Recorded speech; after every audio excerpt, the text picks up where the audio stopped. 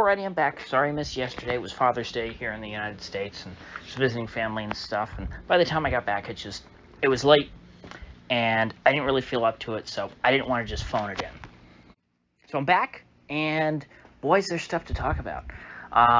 Sure, there's fun stuff like old Joe Biden falling off his bike, which I purposefully avoided on Saturday, and what's his name, Primetime 99 Alex Stein, going and interrogating old Eye Patch McCain, which was funny. But I don't want to talk about any of that. I don't want to talk about, things that are silly. There was a big election in France this weekend.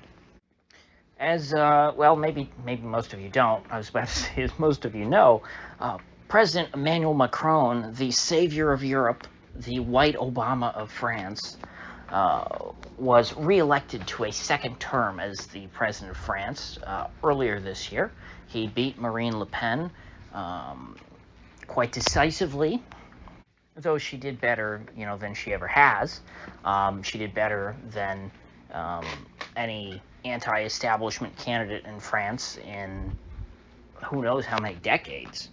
But at the end of the day, the left populists who supported Mélenchon, as they call him. I always hate pronouncing French names because I sound so pretentious.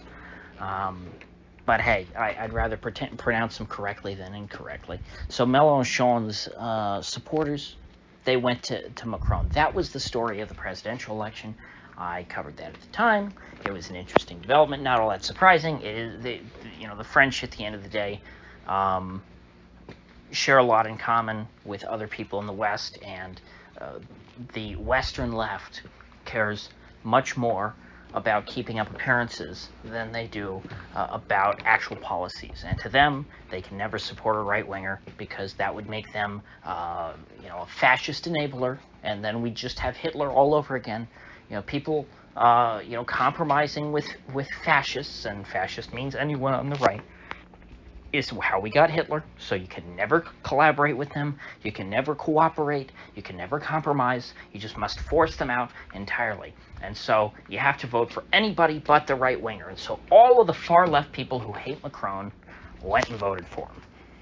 But now we have the legislative elections, in which the French National Assembly is elected.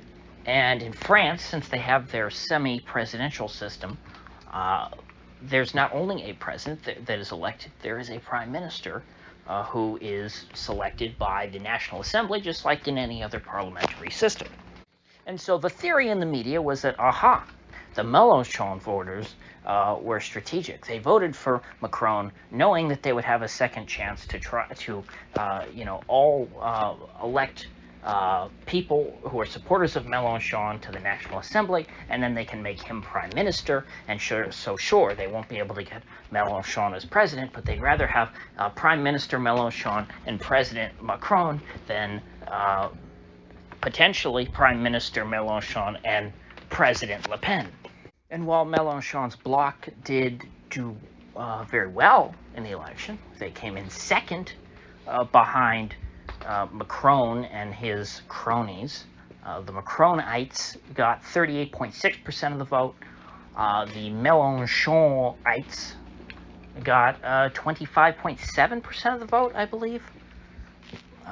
My numbers on Mélenchon might be slightly off because I was also looking first and second rounds of the election. Oh, no, you know what it was? That was the first round. In the second round, the Mélenchon supporters, they got, or his bloc, got 31.6% of the vote. Then the next two blocks, because there were pretty much four big blocks here in this election, third came in were Le Pen and the Front National people, or the successors to Front National. I know that they've changed the name, but we all still know it's the same party. I mean, I guess that she excised her father and stuff, but I mean, I don't think you're fooling anybody by changing the name. That's just how I look at it. But hey, I say that as an American. We've had the exact same political parties with the exact same names since the 1850s.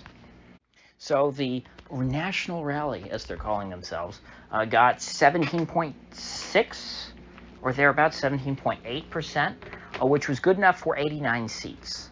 I forgot to say that. I think it was Going back to the number of seats, I believe Macron's people, so they got 38.6% of the vote. They won 245 seats out of, I believe, 577 total in the French National Assembly.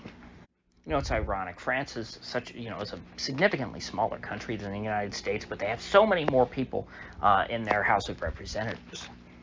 So again, they won 245. Then the lefty, the Mélenchon types, I believe they got 131, and then Le Pen came in with 89 seats, which, from what I understand, is a lot more than they were expecting. Old Marine to scrounge up. Now, dead last, or perhaps not dead last, because I'm sure there are lots of minor parties and things who went nowhere, but dead last, as far as the major contenders go, were the old center-right party, the Republicans, as they're calling themselves now. They got something like 7.3% of the vote. And so when you combine the center-left establishment, Macron supporters, with the center-right establishment, Republicans, you get 45% and change, like 45.3% or something like that. And when I did the math between the Le Pen and Mélenchon voters, you got 48.9%, which means that the anti-establishment vote in France is larger than the establishment vote. That is a huge shift from just a few years ago and the preceding decades, in which the center right and center left dominated French politics. Back, I guess, around the time of Brexit and the Trump election, back when Macron was first elected, the French center collapsed back then. The duopoly between the Socialist Party and, I think at that time they were called the Republicans by then. They were called something else before that. They were pretty much going down the tubes, and Macron came in as the centrist unity candidate to try and unite what was left of the establishment centrist vote, the neoliberal vote. He was able to scrounge together enough votes to hold off the populist wave, beat back Le Pen back then, and this time he had to rely on votes from the populist left to beat back the anti-establishment vote from Le Pen. And so the centrists clearly are much better at playing together in the sandbox than the anti-establishmentarians.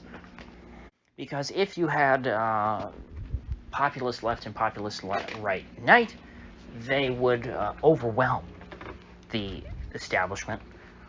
Macron would be bye-bye. And they probably, considering that Le Pen, she's not exactly someone I would vote for. She's someone who in the United States would be considered left-wing in a lot of ways because of her policy stances, not necessarily because of her attitudes, but because of the actual things she believes. And I would think that someone like her and her supporters would have a lot of common ground with Mélenchon and his people, and they could agree to get a lot of things through the National Assembly and signed into law. And so I don't think that this was the smartest move on the part of the Mélenchon supporters, because the best thing they can hope for now, if their people hold the line, is 5 years of gridlock under Macron. They're going to get nothing for the next 5 years because Macron is not going to go along with the left. He's a Rothschild banker. He's not going to usher in, the workers' revolt and start nationalizing all the industries and seizing everyone's bank accounts and creating a communist utopia. That's just not what Macron's going to do. And so what the Mélenchon supporters have to hope is that their people can hold the line for the next 5 years and not blink and not get wooed over by the establishment, not get corrupted in Paris. And I don't know how it works in the National Assembly, when you compare it to U.S. Congress, but I would never rely on anyone elected in the United States to go to Washington for 5 years and not expect them to get corrupted. And so there's a risk that Macron is able to corrupt sufficient number of these people in order for him to get his legislation through. UDC, which is the bloc that includes the Republicans, the other centrist bloc other than Macron's, they've got 64 votes. And so combine that with Macron's votes, his affiliated, his bloc, it's 245 plus 64, that would be 309, which would give you a majority of that 577-seat assembly, which means that the two establishment parties, while in the popular vote, they have been eclipsed by the anti-establishment bloc in terms of the electoral college, if you will. The establishment is still winning. They, between the two of them, have a majority. And so I must admit I don't follow French politics enough to know to what extent the UDC bloc is going to be hostile to Macron and his agenda. But coming from my experience in the United States and other countries where I follow politics, the center left and the center right, when it comes down to it, are very happy to work together in most cases, because they understand they share a lot of common interests, particularly when they're under direct threat from a populist uprising. And so while I will agree this is certainly progress for France, it's nice to see that the establishment's backed into a corner and that they've barely, between the two of them, between the center left and the center right, barely make up a majority of the National Assembly. What would majority be, like 290? So they've got maybe a couple dozen seats over that. So that's where we're at with France. Nothing going on in the United States. It's not like it's a national holiday or something. Oh wait, I forgot. Today is Juneteenth, that wonderful holiday that we all celebrate every year, and we all get around, for the barbecue. And ever since I was a little boy, I always look forward to the Juneteenth fireworks and the Juneteenth barbecue.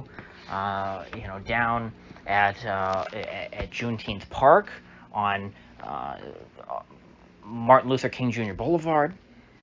Shame on me, I almost got through this whole video without mentioning that today is the day that we observe Juneteenth. And you know what? In fact, because I'm a stickler for real dates, yesterday, it wasn't about Father's Day that I missed. It had nothing to do with visiting family. I took off yesterday in observance of Juneteenth because I'd forgotten, I hadn't gotten the memo from the federal government that we're supposed to observe Juneteenth today, Monday, because in the United States we always observe holidays on a Monday if they happen to fall on a weekend, because then if a holiday falls on a Sunday, we don't get an extra day off. And gee, golly, how could we not have an extra day off for Juneteenth?